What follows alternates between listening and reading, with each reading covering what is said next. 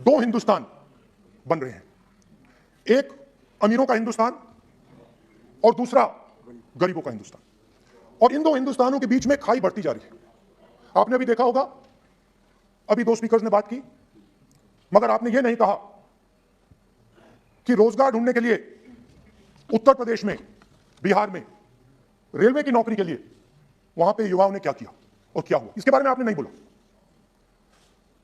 गरीब हिंदुस्तान के पास आज रोजगार नहीं है। प्रेसिडेंशियल एड्रेस में बेरोजगारी के बारे में एक शब्द नहीं था। और पूरे हिंदुस्तान में आज हिंदुस्तान का युवा रोजगार ढूंढ रहा है।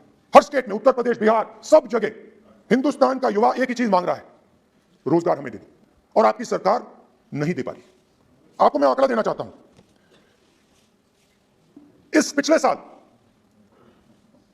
3 करोड़ युवा रोजगार खोए हैं। आप बात करते हो रोजगार देने की, 2021 में 3 करोड़ युवा रोजगार खोए हैं। 50 साल से सबसे ज्यादा बेरोजगारी आज हिंदुस्तान में है। आपने मेक इन इंडिया की बात की, स्टार्टअप इंडिया की बात की, मगर जो रोजगार हमें, हमारे युवाओं को मिलना चाहिए वो नहीं मिला, और जो था वो गायब हो गया। और यह सच्चाई है, और इस सच्चाई को आप भी पहचानते हो, क्योंकि आपने भी अपने भाषणों में रोजगार के बारे में कुछ नहीं कहा।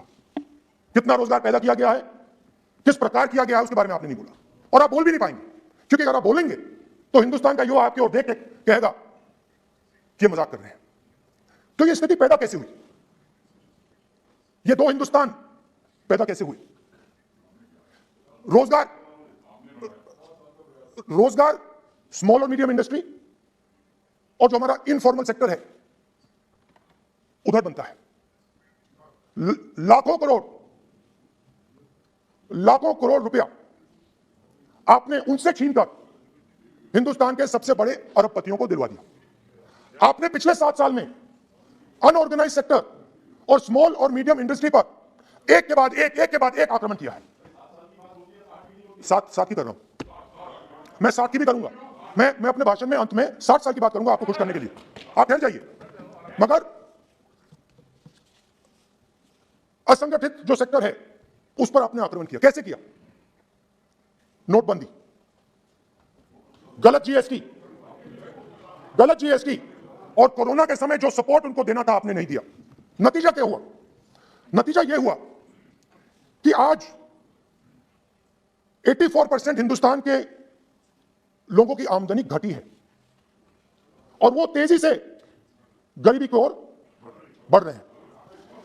यूपीए की सरकार ने, आपने पूछा 60 साल की बात आपने कही, यूपीए की सरकार ने 23 करोड़ लोगों को गरीबी से निकाला था 10 साल में। हमारा आंकड़ा नहीं है, यह सच्चा आंकड़ा है। 27 करोड़ लोगों को हमने गरीबी से निकाला था और 23 करोड़ लोगों को आपने गरीबी में वापस डाल दिया। और हो क्या रहा है? फॉर्मल सेक्टर में मोनोपोलीज बन रही है। किसी भी आप सेक्टर में देखिए, और सबसे दो मोनोपोलिस्ट के बारे में थोड़ा सा बोलूंगा। उसको वो कोरोना के समय अलग अलग वेरिएंट्स आते हैं ना, डेल्टा, ओमिक्रॉन, वो डबल ए वेरिएंट है। और वो पूरा का पूरा हिंदुस्तान के जो अर्थव्यवस्था है उसके अंदर फैल रहा है। आपने बात उठाई तो मैं उसके बारे में पहले बोल देता हूं। एक व्यक्ति को, नाम नहीं लूंगा, एक व्यक्ति को हिंदुस्तान के सब पोर्ट्स, हिंदुस्तान के सब airport, power transmission, mining, green energy, gas distribution, edible oil, जो भी हिंदुस्तान में होता है उधर अदानी जी दिखाई देते हैं। और दूसरी side Ambani ji, petrochemicals, telecom, retail, e commerce में मोनोपोलियां। तो पूरा का पूरा धन जो है चुने हुए लोगों के हाथ में जा रहा है। और आपने जो असंगठित सेक्टर को खत्म किया, देखिए अगर आप इनफॉर्मल सेक्टर को खत्म कर देते और मैन्युफैक्चरिंग जॉब्स आप क्रिएट कर देते तो फिर इतनी प्रॉब्लम नहीं आती, फिर दो हिंदुस्तान नहीं बनते। मगर आपने क्या किया? आपने असंगठित सेक्टर को खत्म कर दिया। नोटबंदी, जीएसटी, कोरोना। सारे के सारे जो स्मॉल और मीडियम बिजनेस है उनको आपने बंद कर दिया। बोलने दीजिए। सारे के सारे जो स्मॉल एंड मीडियम इंडस्ट्री है आपने उसको खत्म कर दिया, नष्ट कर दिया। अगर आप उनकी मदद करते उनको सपोर्ट देते तो फिर मैन्युफैक्चरिंग सेक्टर तैयार हो सकता था, मगर जो लोग आपका मैन्युफैक्चरिंग सेक्टर बना सकते थे उनको आपने खत्म कर दिया। तो आज हिंदुस्तान में आप मेड इन इंडिया की बात करते रहते हो। मेड इन इंडिया हो ही नहीं सकता। आज बात खत्म हो गई है, क्योंकि मेड इन इंडिया वाले हैं कौन? मेड इन इंडिया वाले स्मॉल मीडियम वाले हैं, उनको आपने खत्म कर दिया। मेड इन इंडिया वाले कौन है? असंगठित लोग हैं, उनको आपने खत्म कर दिया, हटा दिया, परे कर दिया। मेड इन इंडिया नहीं होने वाला है। अरे भाई, मेड इन इंडिया करने के लिए स्मॉल और मीडियम इंडस्ट्री को ही बड़ा करना पड़ेगा। बिना स्मॉल और मीडियम इंडस्ट्री को सपोर्ट दिए मेड इन इंडिया हो ही नहीं सकता है। और अगर आप पूछते हैं तो मैं आपको बताता हूं, मैन्युफैक्चरिंग जॉब्स की अगर हम बात करें तो मेरे पास आंकड़ा है यहां पे, पिछले 5 साल में मैन्युफैक्चरिंग जॉब्स 46% कम हुए हैं। 46% drop in manufacturing jobs in India. Why? Because you have destroyed the unorganized sector. Why? Because you have destroyed MSMEs. That is why you are focusing completely on 5 or 10 people. I don't have a problem with that. I don't have a problem with big industry. Focus on them. That is the reality. और हो क्या रहा है? तो हिंदुस्तान बन रहे हैं, आप यहाँ पे भाषण देते रहते हो, नया Hindustan, new India, make in India, और कौन से नारे हैं? Startup India. आप ये बोलते रहते हो और देश में बेरोजगारी फैलती जा रही है। और आप ये मत सोचिए कि ये जो गरीब हिंदुस्तान है जिसको आप बना रहे हैं, ये मत सोचिए कि ये चुप बैठा रहेगा।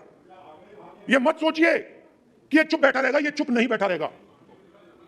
इस हिंदुस्तान को सब कुछ दिख रहा है। इस हिंदुस्तान को दिख रहा है कि आज, सुनिए, इन लोगों को दिख रहा है कि आज, ये आंकड़ा आप सुनिए, ये आपकी सरकार की देन है, ये आंकड़ा अच्छी तरह सुनिए। इस गरीब हिंदुस्तान को दिख रहा है कि आज हिंदुस्तान के 100 सबसे अमीर लोगों के पास हिंदुस्तान के 55 करोड़ लोगों से ज्यादा जायदाद है। बात समझिए, 10 लोगों के पास 40% हिंदुस्तान से ज्यादा धन है। 10 लोगों के पास। ये कैसे हुआ? ये आपने किया, ये नरेंद्र मोदी जी ने किया। और तो मैं आपको एक सुझाव देता हूं, प्रधानमंत्री जी को आपको सुझाव देता हूं, ये जो 2 आप हिंदुस्तान आप बना रहे हैं, इन 2 हिंदुस्तानों को जोड़ने का काम जल्दी से शुरू कीजिए। स्मॉल एंड मीडियम इंडस्ट्रीज की मदद करना शुरू कीजिए। जो हमारे बेरोजगार युवा हैं उनकी मदद कीजिए। और ये जो आप पूरा का पूरा धन इन्हीं 5-10 लोगों को दे रहे हो, क्योंकि ये आपकी मार्केटिंग करते हैं, आपको टीवी, व्हाट्सएप, फेसबुक पे लगाते हैं, ये काम आप बंद कीजिए, नहीं तो देश का नुकसान होगा। आपका नहीं, देश का नुकसान होगा। तो पहला मेरा सुझाव ये है। नंबर 2 और नंबर 3 भी है, अभी आएगा वो। और वो जो आपने 60 साल की बात कही थी, वो नंबर 3 में आएगा।